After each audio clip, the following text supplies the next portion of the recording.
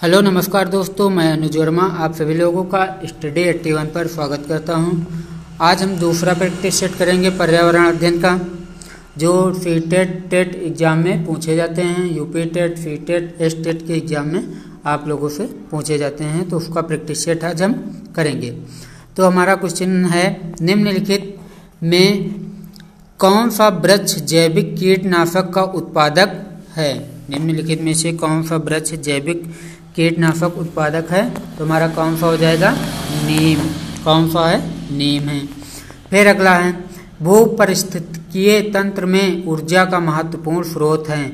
भूपरिस्थितिकीय तंत्र में ऊर्जा का सबसे महत्वपूर्ण स्रोत कौन सा है? सूर्य हमारा है। कौन सा है? सूर्य है।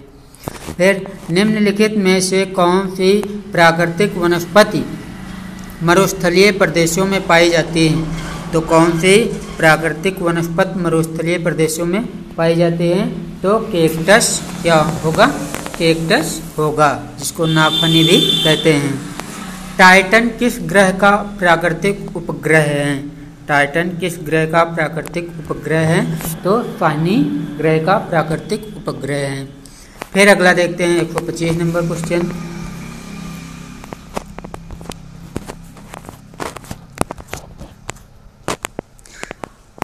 डीजल की फसल है, सॉरी ये कटा हुआ है हमारा, दिया गया क्वेश्चन, निम्नलिखित में से कौन सी बायोडीजल की फसल है? तो बायोडीजल की फसल इसमें से कौन सी हमारी हो जाएगी? तो जेट्रोफा क्या है? बायोडीजल की फसल है जेट्रोफा। पर्यावरण संरक्षण अधिनियम किस वर्ष पारित किया गया? पर्यावरण संरक्षण अधिनियम किस वर्ष पारित किया गया था? तो हमारा क्या हो जाएगा? 1986 में पारित किया गया था। कब? 1986 में। भूमंडलीय तापमान का कारण है। भूमंडलीय तापमान का कारण है, तो क्या कारण है भूमंडलीय तापमान का कारण? कार्बन डाइऑक्साइड में वृद्धि, यही कारण है। फिर अगला, निम्नलिखित में से किसमें सर्वाधिक जैव विविधता पाई जाती है? निम्नलिखित में से किसमें सर्वाधिक जैव विविधता पाई जाती है? तो उष्णकटिबंधीय सदाबहार वर्षा वन में सर्वाधिक तो जैव विविधता पाई जाती है। निम्न में से किस मृदा का निर्माण लावा द्वारा होता है? तो किस मृदा का निर्माण लावा द्वारा होता है? काली मृदा का निर्माण लावा द्वारा होता है। वायुमंडल की कौन सी परत प्रकाश की परावैंगनी किरणों को पृथ्वी की सतह पर आने से रोकती है? तो कौन सी परत हो जाएगी हमारी?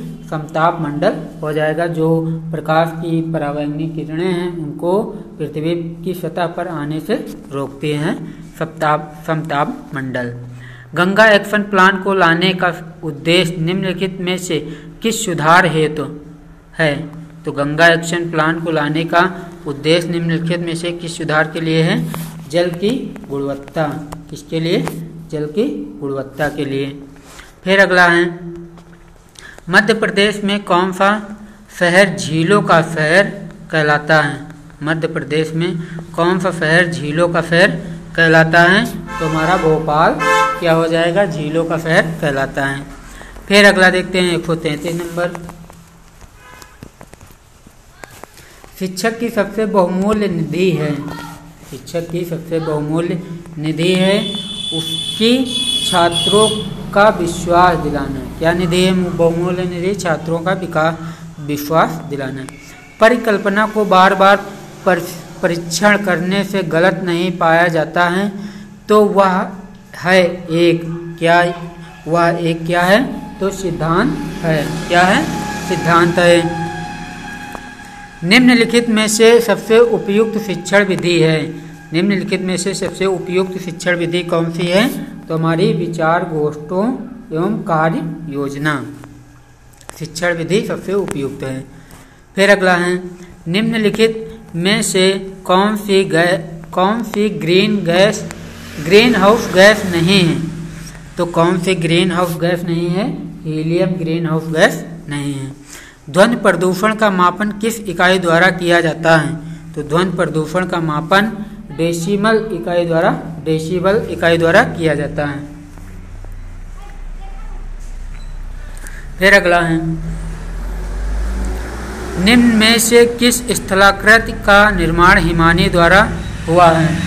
निम्न में से किस स्थलाकृति का निर्माण हिमानी द्वारा हुआ है? तो यू आकार की घाटी के द्वारा हिमानी का निर्माण हुआ है। राकेश कक्षा 5 पर्यावरण विज्ञान शिक्षक द्वारा दिए गए कार्य को समय से प्रस्तुत नहीं करता है, अतः सबसे उपयुक्त सुधारात्मक उपाय हो सकता है।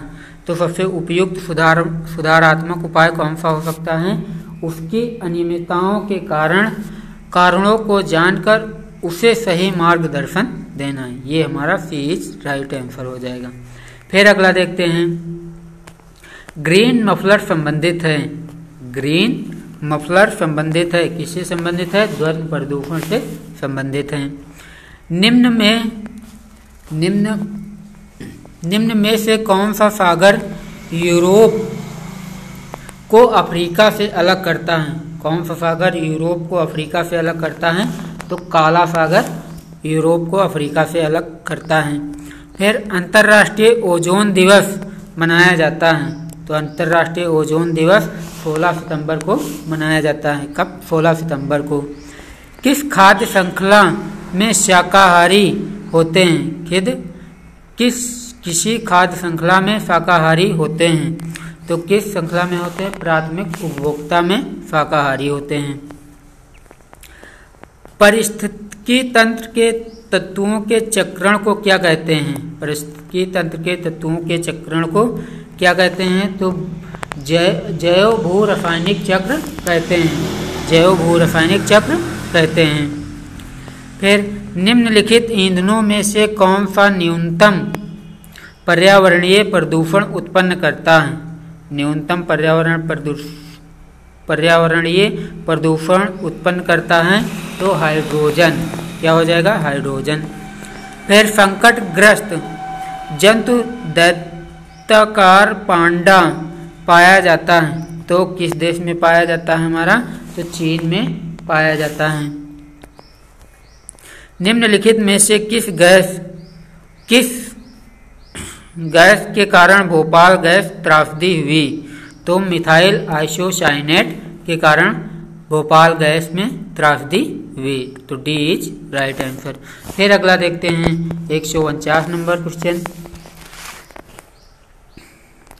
किस देश में क्रिसमस का त्यौहार गर्मियों में मनाया जाता है?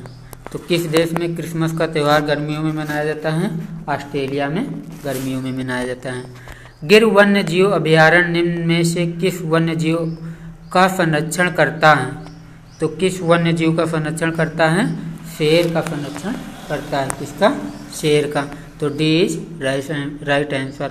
अगर आप लोगों को ये वीडियो अच्छा लगा हो तो प्लीज़ इसको लाइक करें, सब्सक्राइब कर लें, बेल आइकन का बटन दबा दें, ताकि जो भी मैं वीडियो छोड़ूँ नोटिफिकेशन के माध्यम से आसानी से आप तक पहुंच सके। जय हिंद। Thank you.